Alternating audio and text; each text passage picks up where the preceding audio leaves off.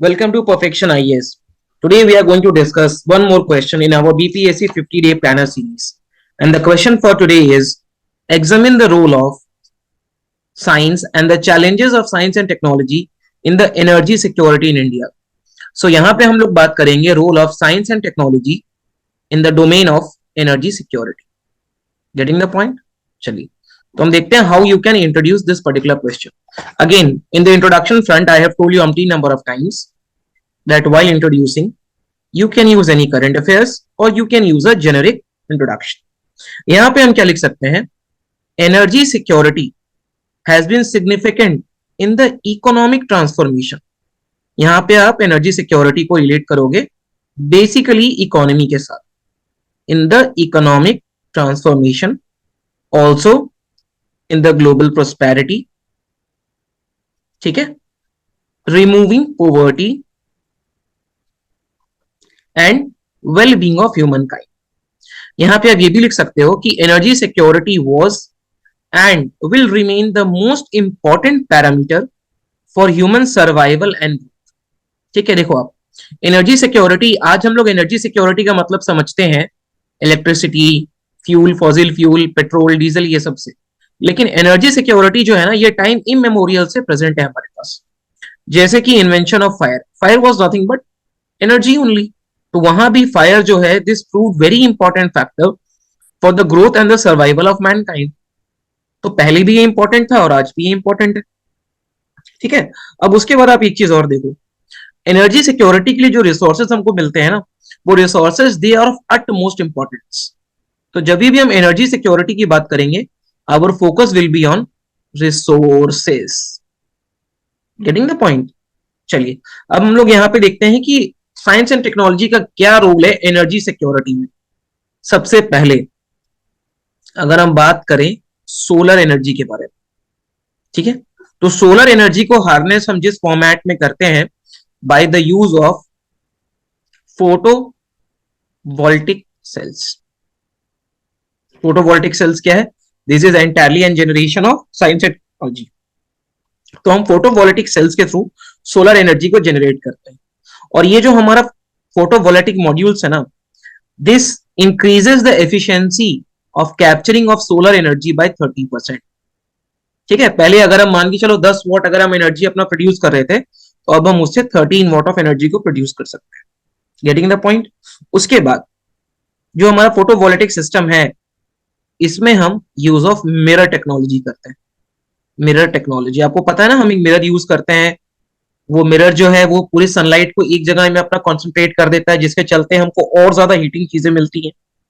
और आज के डेट में solar energy, specially in case of India, is the largest source of renewable energy.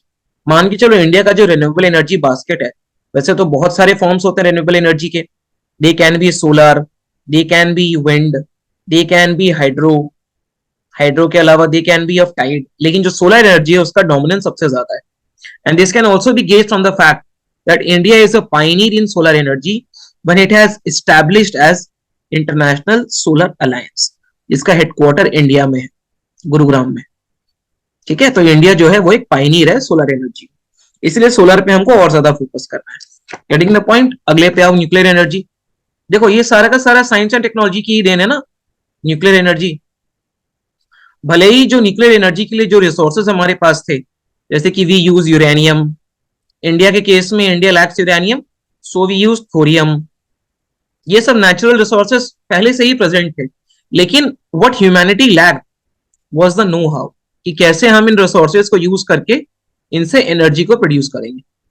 लेकिन साइंस ने हमको वो कॉन्ड्यूट दिया जिससे कि हम इन रिसोर्सेज को यूज करके एनर्जी को प्रोड्यूस कर सके. तो एज ऑफ नाउ इंडिया का जो पूरा एनर्जी बास्केट है, India makes 3% of its energy requirement from nuclear power sources. ठीक है, यानी न्यूक्लियर एनर्जी का यूज करके इंडिया 3% अपने एनर्जी रिक्वायरमेंट को, और इंडिया का एक टारगेट है कि India wants to increase this 3% to 25% by 2050. ठीक है, ये सब कुछ कुछ फैक्टर्स हैं जो मैंने आपको बताया है कि इकोनॉमिक्स और साइंस के क्वेश्चन में you need to use factoid. This will give more stability, this will give more recognition to your answer. Getting the point. और एक और छोटा सा फैक्ट है कि India as of now has 17 pressurised heavy water reactor. ये वो technology है जो हम यूज करते हैं, ठीक है। And 2 boiling water reactors. ये कुछ इंफॉर्मेशन है which you need to know. अब हम तीसरी टेक्नोलॉजी पे आते हैं जिसका नाम है हाइड्रोलिक फ्रैक्चरिंग, ठीक है। तीसरा टेक्नोलॉजी आप यहां पे देखो, third technology is hydraulic fracturing. देखो यहां से हाइड्रोलिक से नाम क्लियर है, hydraulic means this has got something to do with water, और fracturing means something which we need to break down, ठीक है। तो ये हम लोग यूज करते हैं हाइड्रोकार्बन में। अब रिसेंटली, आप बोलो रिसेंटली मतलब 20 से 25 साल के अंदर, इंडिया हैज अनफोल्ड और recognised vast resources of hydrocarbon. Hydrocarbon के बहुत सारे रिसोर्सेज हमने आइडेंटिफाई किए, पहले भी आइडेंटिफाई किए थे, लेकिन धीरे धीरे करके हम उनको और आइडेंटिफाई कर रहे हैं। और इनको जो एक्सट्रैक्ट करने का तरीका है दैट इज हाइड्रोलिक फ्रैक्चरिंग, ठीक है। अब यहां भी देखो हाइड्रोलिक फ्रैक्चरिंग क्या है, टेक्नोलॉजी है ना। एक और आपको छोटा सा एग्जांपल देता हूं, देखो कोल है, ऑयल सीम्स होते हैं, ठीक है, जहां से हम ऑयल निकालते हैं। ये सारे अंडरग्राउंड होते हैं, जमीन के नीचे होते हैं, तो हम इनमें ड्रिलिंग करते हैं। अब एक तो होता है ओपन कास्ट माइनिंग, ठीक है। Open cast mining, open cast mining कुछ एडवांटेजेस है, कुछ डिसएडवांटेजेस भी है। सबसे बड़ा डिसएडवांटेज ये है कि ये बहुत ज्यादा पोल्यूशन क्रिएट करता है सबसे पहले तो, और जो डीपर एरियाज में है वहां पे आप ओपन कास्ट माइनिंग को नहीं फॉलो कर सकते हो। लेकिन हाइड्रोलिक फ्रैक्चरिंग जो है ये, इसमें ओपन कास्ट माइनिंग नहीं होती है, ये डीप डाउन इक्विपमेंट्स के यूज से बहुत ही डेप्थ वाले एरिया से भी फॉसिल फ्यूल को अटेन कर सकता है, ठीक है। सो ये है हाइड्रोलिक फ्रैक्चरिंग। अगला आता है आर्टिफिशियल इंटेलिजेंस, ठीक है। अब आर्टिफिशियल इंटेलिजेंस का क्या रोल है? आर्टिफिशियल इंटेलिजेंस का रोल इस तरीके से है कि this can increase the efficiency of fuel या एफिशिएंसी ऑफ एनर्जी रिक्वायरमेंट। मान के चलो, आप सिंपल सा एग्जांपल देता हूं, अगर आप एक थर्मल पावर प्लांट में काम कर रहे हो, यहां पे क्या होता है ना, बहुत चीजें जो है वो मैनुअल मॉनिटर की जाती है, ठीक है। और मैनुअल मॉनिटरिंग के चलते क्या है कि there you need to have the presence of human beings always. अब आपको एक छोटा सा एग्जांपल देता हूं, दो अ वेरी क्रूड एग्जांपल, लेकिन आपको इससे चीजें समझ में आ जाएगी। तो थर्मल पावर प्लांट में हम बेसिकली कोल को हीट करते हैं, और कोल के हीट से वी जनरेट इलेक्ट्रिसिटी, ठीक है। लेकिन यहाँ पे जब भी हमें फैक्ट्री को बंद करना होता है तो बहुत बार क्या होता है ना कि इस कोल में जो ट्रैप्ड हीट है हम उसको यूज नहीं कर पाते, ठीक है। लेकिन अगर हम आर्टिफिशियल इंटेलिजेंस यूज कर रहे हैं then we can use this 24/7 and all the trapped heat can be utilised for the generation of electricity. Moreover world over क्या देखते हैं, जैसे मान के चलो हमें हाइड्रो पावर बनाना है, तो हाइड्रो पावर में बहुत सारे ऐसे मशीन्स होते हैं जो कि हम आर्टिफिशियल इंटेलिजेंस के यूज से ऑपरेट कर सकते हैं। अगेन एनर्जी सिक्योरिटी में ये एफिशिएंसी को इंप्रूव कर देगा, ठीक है। नेक्स्ट टेक्नोलॉजी है ब्लॉकचेन टेक्नोलॉजी। ये मुझे आपको समझाने की जरूरत नहीं है, चलो एक एग्जांपल आपसे पूछ ही लेता हूं। Give the most famous example of blockchain technology, वो है क्रिप्टो करेंसी। लेकिन अब इसमें मिथ ये है ना कि हम ये समझते हैं कि blockchain technology is equal to crypto currency and crypto currency is equal to blockchain technology, लेकिन ऐसा नहीं है। ब्लॉकचेन टेक्नोलॉजी एक बहुत ही वाइडर सेट है, और जिसका कि क्रिप्टो एक सबसेट। तो बेसिकली ब्लॉकचेन टेक्नोलॉजी क्या होता है, this is use for info gathering. इसमें हम इंफॉर्मेशन को स्टोर करते हैं, और इसमें जो इंफॉर्मेशन स्टोर होता है वो लेजर के फॉर्म में होता है, और this is safe than most of the models. बहुत सारे मॉडल से ज्यादा सेफर है। Getting the point? ये है ब्लॉकचेन टेक्नोलॉजी। अब इसमें भी हम सिमिलर चीज कर सकते हैं, we can record the information of consumer, we can record the information of producer, ठीक है। इससे हम एक सीमलेस चीजें दे सकते हैं। Last but not the least is biotechnology. Biotechnology में मैं आपको एक सिंपल सा एग्जांपल देता हूं। अभी हम लोग बायोफ्यूल की बात कर रहे हैं, तो बायोफ्यूल बेसिकली क्या है कि इंडिया जो है ना, this is a net importer of fossil fuel.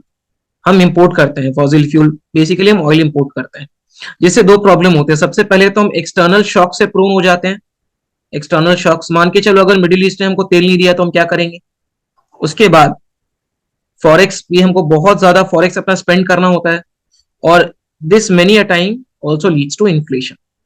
लेकिन अगर हम पेट्रोल में थोड़ा सा बायोफ्यूल या फिर कोई भी ऐसी चीज मिक्स कर दें जिससे कि वो काम तो पेट्रोल का ही करे लेकिन मेरा पेट्रोल की रिक्वायरमेंट कम हो जाए, उससे हम बायोफ्यूल जनरेट करते हैं। और इसमें एक थर्ड जनरेशन बायोफ्यूल होता है जिसमें वी यूज माइक्रो ऑर्गेनिज्म। और ये माइक्रो ऑर्गेनिज्म को हम कैसे यूज करेंगे बायोफ्यूल बनाने का, through the technology of biotech. ठीक है, अब आप देखो किस तरीके से बायोटेक ने डायरेक्टली इनडायरेक्टली एनर्जी सिक्योरिटी में इंडिया की हेल्प कर रहा है। Getting the point. अब हम देखेंगे impact of science and technology. ठीक है, कि इसने क्या इंपैक्ट क्रिएट किया है एनर्जी सिक्योरिटी में। सबसे पहले let me give the heading impact. सबसे पहले this has led to energy efficiency. Energy efficiency यानी कि अब एनर्जी हमारा लॉस नहीं हो रहा है, हम उसको यूज कर पा रहे हैं। सप्लाई इंटरप्शंस को हमने रिड्यूस किया है। ठीक है, दूसरा storage of energy. Storage of energy, देखो इंडिया में क्या यूनिक प्रॉब्लम है ना, इंडिया में problem is not of production but the problem is of consumption. India में एनर्जी रिक्वायरमेंट्स बहुत कम है जिसके चलते डिस्कॉम्स को बहुत लॉस होता है। तो अभी क्या होता है ना कि अगर हम एनर्जी को प्रोड्यूस कर रहे हैं तो हमको उसको साइमल्टेनियसली यूटिलाइज करना पड़ता है, जिसके चलते ये एक नॉन इकोनॉमिक मॉडल या फिर इन इकोनॉमिक मॉडल के रूप में आगे बढ़ता है। लेकिन अगर हमारे पास में कोई ऐसा सिस्टम है where I am able to store the energy, जहां पे हमारे पास में स्टोरेज फैसिलिटी, तो हम क्या करेंगे, हम एक बार एनर्जी अपना प्रोड्यूस करेंगे, उसको स्टोर करेंगे, and as and when consumption arises I can consume it. ठीक है, चलो तीसरा increase in the proliferation of batteries. Again storage से इसका रिलेशन है। ठीक है, उसके बाद में hydrogen as an alternate fuel. ठीक है, use of hydrogen as an alternate fuel. देखो ये सब इंपैक्ट है साइंस एंड टेक्नोलॉजी का एनर्जी सिक्योरिटी पे। उसके बाद में use of renewables. Renewable energy को हार्नेस करने के लिए पूरा रोल यहाँ पे साइंस एंड टेक्नोलॉजी का ही है।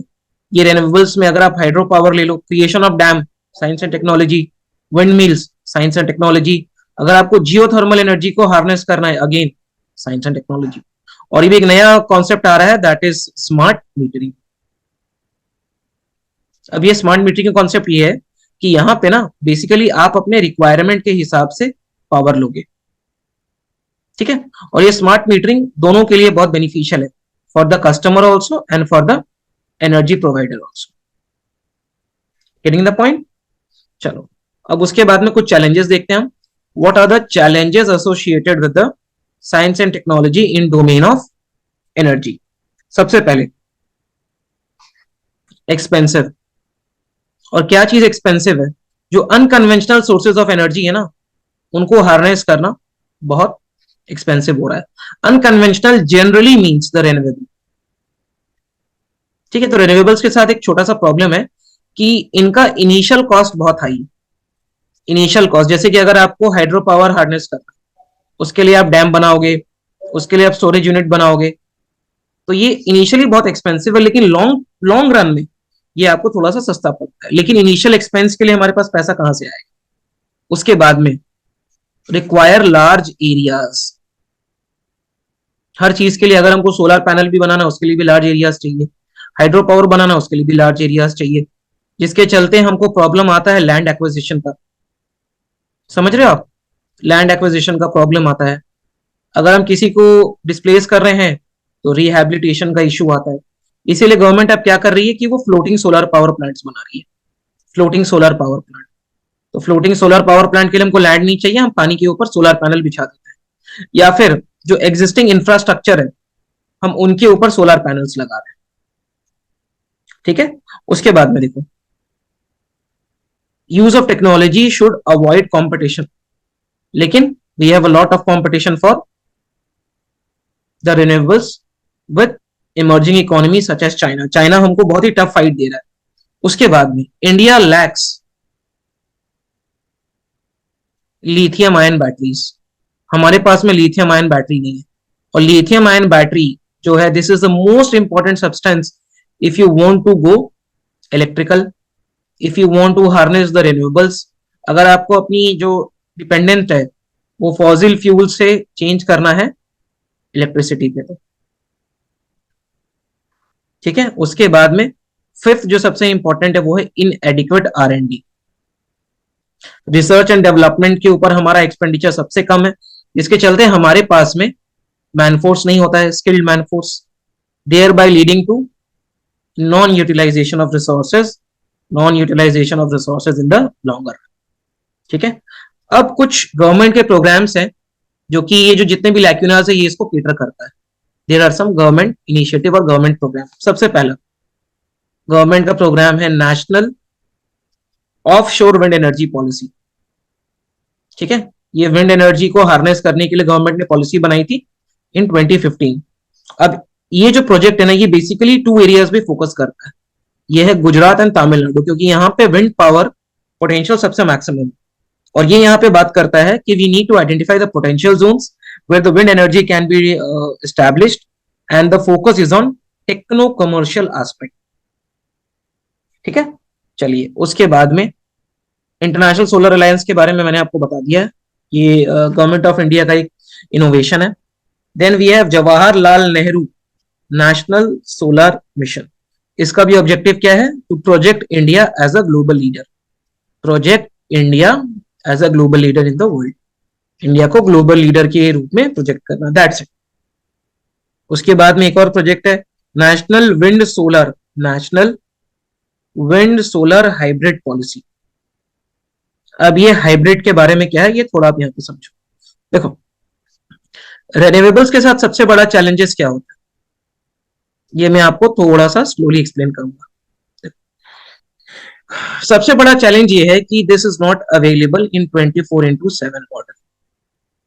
ठीक है। कैसे? देखो, एग्जाम्पल लेता हूं। अगर आप सोलर एनर्जी को यूज कर रहे हो, तो इसमें हमको सनलाइट चाहिए, लेकिन सनलाइट शाम को तो नहीं होगी, नॉट इन द इवनिंग। ठीक है। वहीं अगर ऑल्टरनेटिवली अगर आप विंड एनर्जी को यूज कर रहे हो, तो ये तभी यूटिलाइज कर सकते हो when we have flowing air. ये भी हर बार पॉसिबल नहीं है। सो व्हाई नॉट हाइब्रिडाइज, यानी इन दोनों को ऐड कर दो। Utilize the solar power energy when there is sufficient sunlight and utilize the wind energy when there is sufficient wind speed. इसके लिए गवर्नमेंट ने ये पॉलिसी लेके आई है जिसका नाम है national wind solar hybrid policy. एक और गवर्नमेंट की पॉलिसी है by the name of PM कुसुम। अब देखो, इसमें गवर्नमेंट क्या कर रही है। इसमें सबसे पहले गवर्नमेंट जो है ना, वो फार्मर्स को सोलर पंप दे रही है। सोलर पंप, तो सोलर पंप जो है वो रिप्लेस कर देगा सबसे पहले तो डीजल पंप को। उसके बाद PM कुसुम का एक और कंपोनेंट है, यहाँ पे जो फार्मर्स है ना, दे कैन जनरेट इलेक्ट्रिसिटी, और जो एक्स्ट्रा इलेक्ट्रिसिटी वो जनरेट कर रहे हैं, they can sell it to the national grid. इससे दो चीजें सॉल्व होंगी। सबसे पहले तो फार्मर का इनकम बढ़ेगा। तो जो हमारा डलवाई कमेटी का रिपोर्ट है ना, ये भी याद कर लो। डलवाई कमेटी ने बोला है कि we need to double the farmers income. Double भी हो जाएगा और कहीं ना कहीं एनर्जी रिक्वायरमेंट्स भी मीट हो जाएगी। ठीक है। मैंने यहाँ पे एक मेंशन किया था बायोफ्यूल के बारे में, वो भी मेंशन कर लो यहाँ पे। National biofuel policy